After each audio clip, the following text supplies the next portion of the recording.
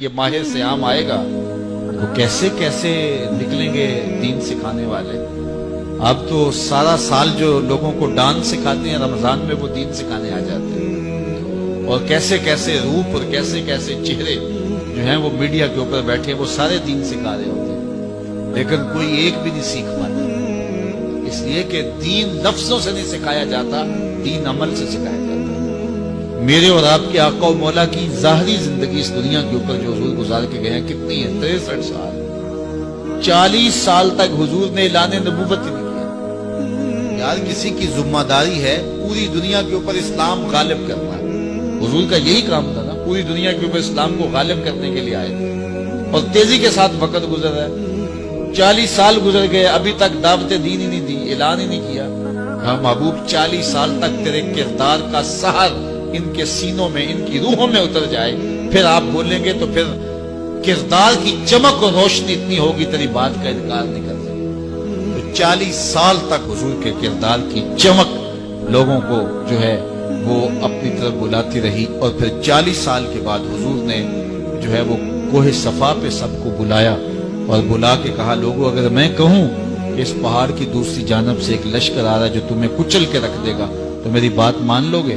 انہوں نے کہا نظر نہ بھی آیا تو کہیں گے ہم اندھے ہیں تم سچے ہو۔ تو کہا میری سچائی پہ اتنا یقین ہے تو پھر مان لو اللہ ہی۔ تو یہ کردار تھا جس نے لوگوں کو ماننے پہ مجبور کیا۔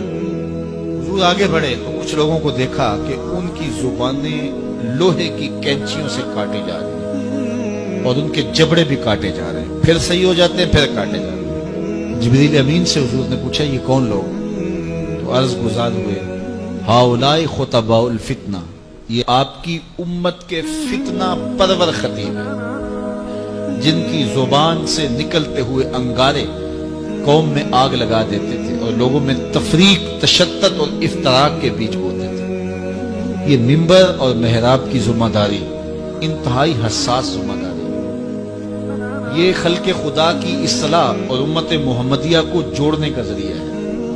اس سے لوگوں کو بدی سے نکال کر کے نیکی کا راستہ دکھایا جاتا ہے، لیکن اس حساس منصب کو جو نہیں سمجھتے اور اس کو اپنی خواہشات نفس کے مطابق جو منبر و محراب کو استعمال کرتے ہیں، ان کے لیے اتنی سخت وعید کی گئی کہ قیامت کے دن ان کی زبانیں لوہے کی کینچیوں سے کاٹی جائیں گی، ان کے جبڑے کاٹے جائیں گے، پھر صحیح ہوں گے، پھر کاٹے جائیں گے، یہ مسلسل ان کو عذاب دیا جائے گا۔ تو حضور نے پوچھا کہ کون ہیں؟ تو کہا یہ آپ کی امت کے فتنہ پرور خطیب ہیں۔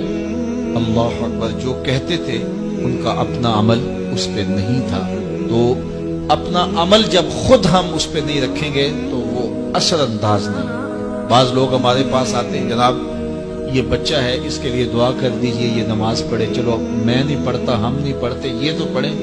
تو میں کہتا ہوں یہ کیسے پڑھیں؟ آپ خود پڑھیں، گھر میں مصلی بچھائیں تو خود بخود اولاد کو ترقی ہو۔ ہاں زندوں سے مردہ، مردوں سے زندہ، ایسی مثالیں بھی ہیں۔ حضرت نوح علیہ السلام کے گھر میں بھی نالائق بیٹا پیدا ہو گیا، تو ایسا ہو جاتا ہے۔ بعض اوقات اچھے لوگوں کی اولادیں بھی بگڑ جاتی ہیں اور بعض اوقات برے لوگوں کی اولادیں بھی اچھی ہو جاتی ہیں، لیکن ضابطہ یہ نہیں ہے، یہ کبھی کبھی ہوتا ہے۔ ضابطہ یہ ہے کہ اچھے لوگوں کی اولادیں اچھی ہوتی ہیں، برے لوگوں کی اولادیں بری ہوتی ہیں۔ جو ماں باپ کا عمل ہو اس کا عکس اولاد پہ پڑتا ہے، اچھا ہے یا برا ہے۔